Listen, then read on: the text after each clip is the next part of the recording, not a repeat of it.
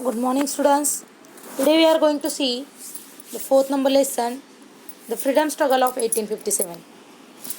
Now we are going to see the introduction. In 1857, a great struggle took place in India which completely shook the British government.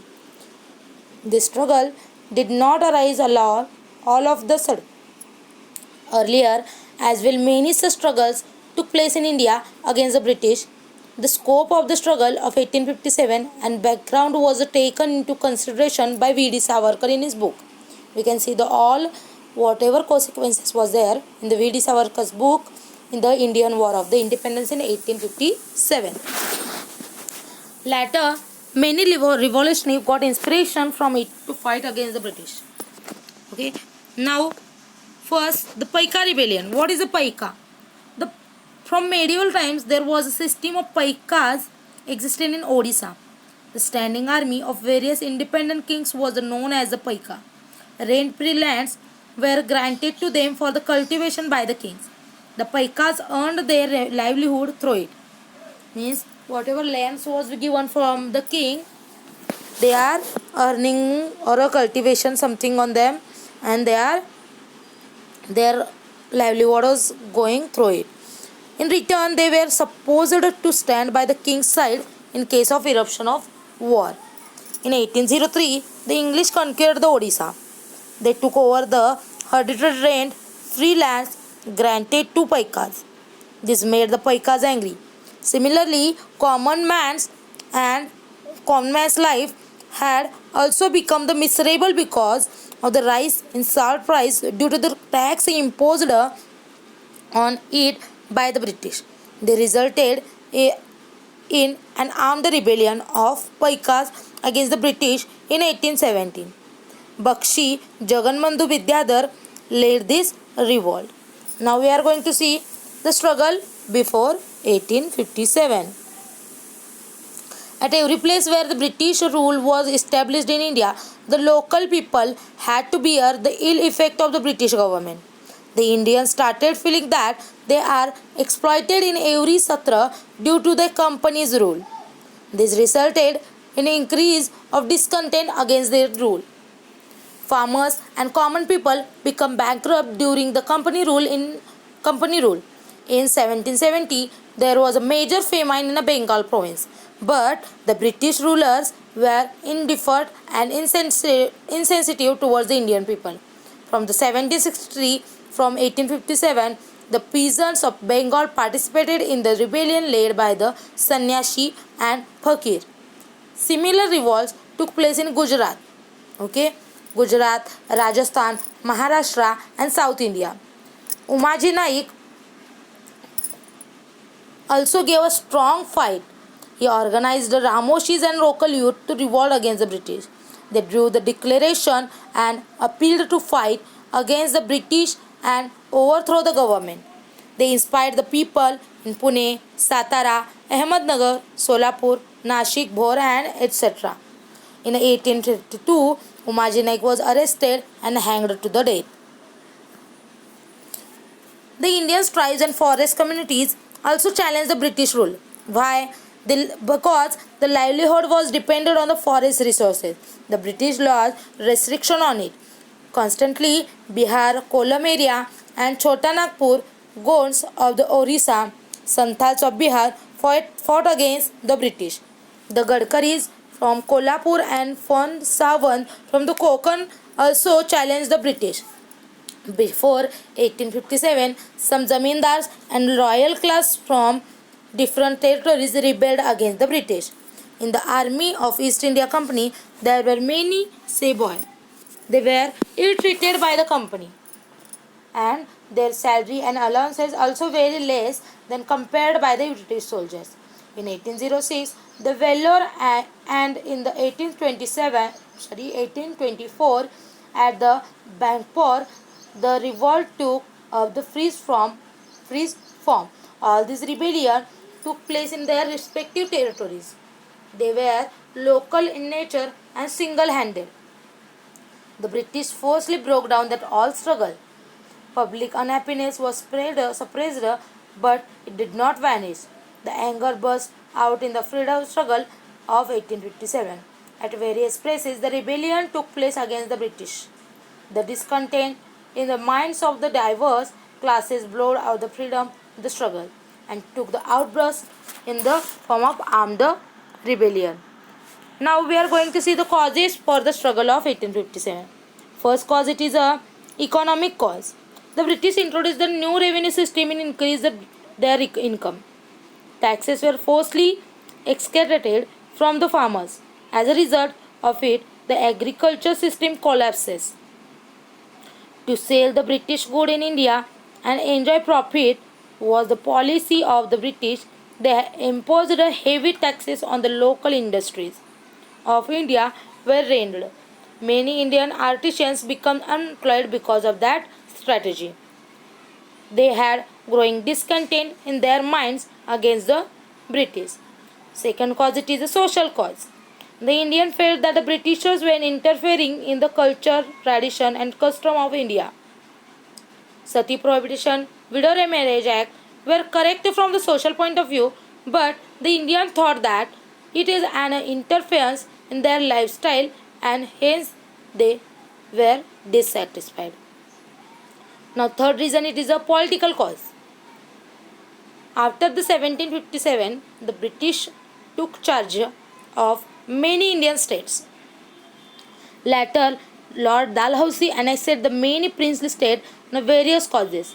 The Nawab of Ayodhya was dethroned on the grounds of Malad administration, whereas the princely state of Satara, Nagpur and Jhansi were annexed through the doctrine of lapse.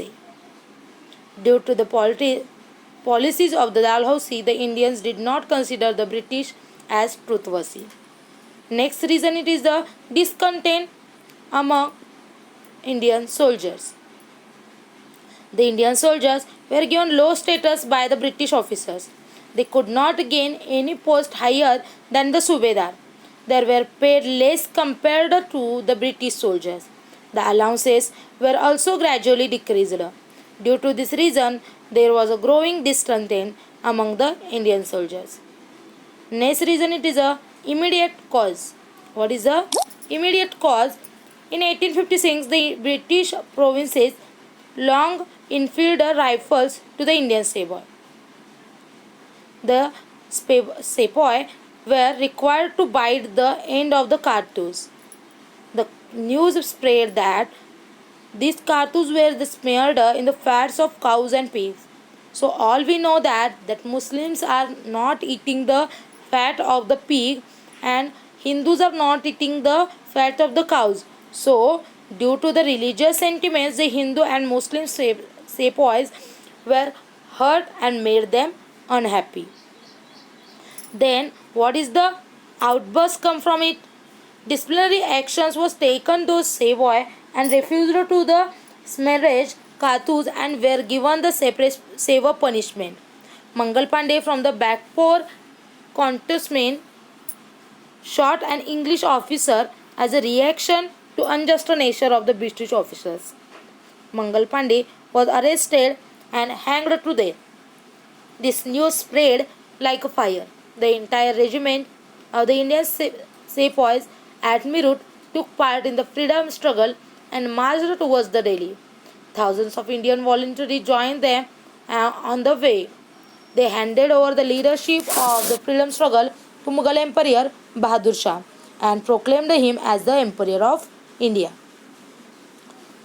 The scope of the struggle, the self-confidence of the sepoy increased with the capture of Delhi. It also gave the inspiration to the other soldiers also. The revolt soon spread in North India. The Indian soldiers revolted the cantonment from the Bihar to Rajputana. The revolt spread in Lucknow, Allahabad, Kanpur, Banaras, Bareilly and Jhansi. Later, it spread to the South India also. In revolt, Chhatrapati Pratap Singh of Satara and his officer Rango Bapuji, Chima Sahib of Kolhapur, Bahasaheb Bhave of Nargunda, Bhagoji Naik of Ahmednagar were in the forefront. Royal Queen of Pet, Surgana from the Nashik district also participated in the struggle of 1857. Under the leadership of the Kazar Singh, the Bhils revolt, whereas the Shankar Shah led the revolt in Satpura region. 400 female Bhils participated in the revolt of Khandesh. Now next, the leadership of the struggle. During the 18th century CA, after the weakening of the Mughal Empire, invaders like Nadir Shah Abdali attacked India. The Marathas understood that the Mughal Empire cannot react to these foreign invaders or foreign invasion and took up the responsibility of safeguarding the India themselves only.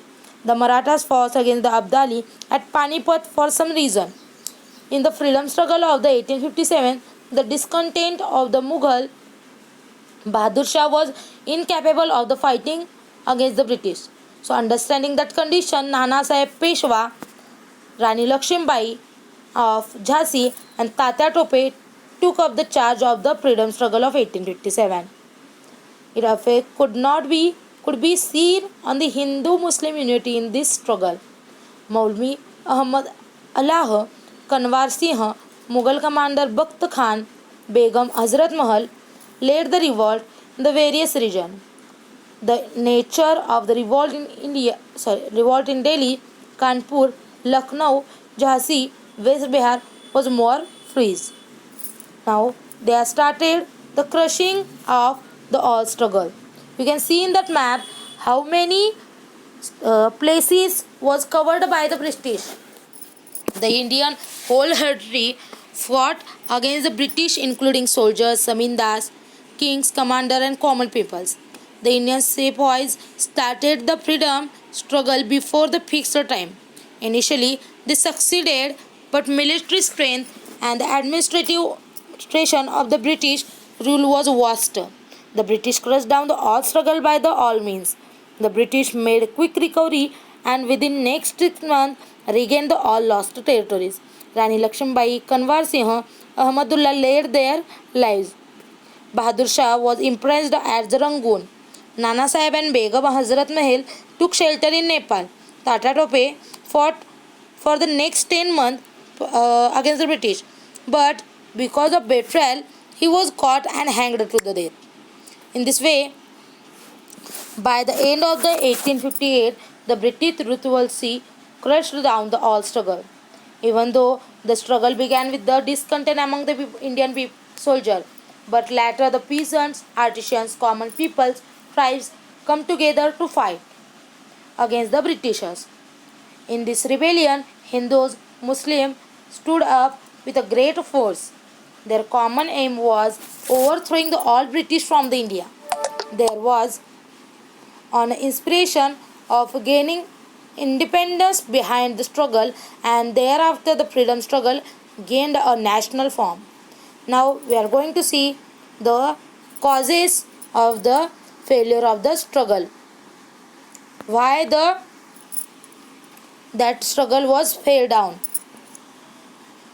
So first reason is that the struggle was not comprehensive. Means at the all time in India it not started. The struggle did not take place simultaneously all over India. Its intensity was more severe in north.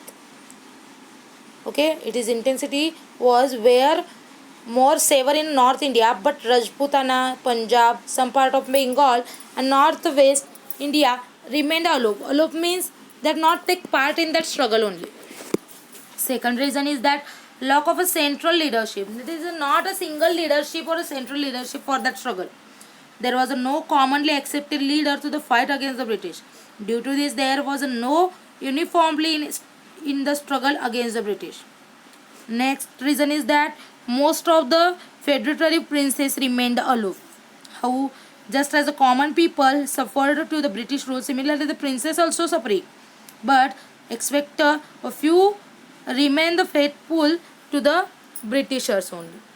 Next reason, it is a lack of military strategies. Indian soldiers were brave but did not use the tricks or the tactics. They captured Delhi but could not retain it. Similarly, the Indian rebel had limited armed supply. The British had economic strength, disciplined army, enough stock of latest arm and experienced army generals.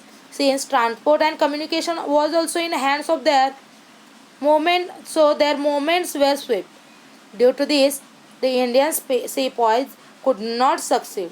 Wars was fought not only based on bravery but also through the military strategies. Next reason is that international situation favorable for the Britishers. How the Crimean War with the Russia was just over and British won that war. They had trade relation with the different countries in the world. The naval strength of the British was vast, whereas the Indian rebels were insulated. So, how next we are going to see the how consequences of the freedom struggle end of the rule of East India Company. Due to the company rule, there was a growing dissatisfaction among the Indians, and the British rule had to face the struggle of 1857.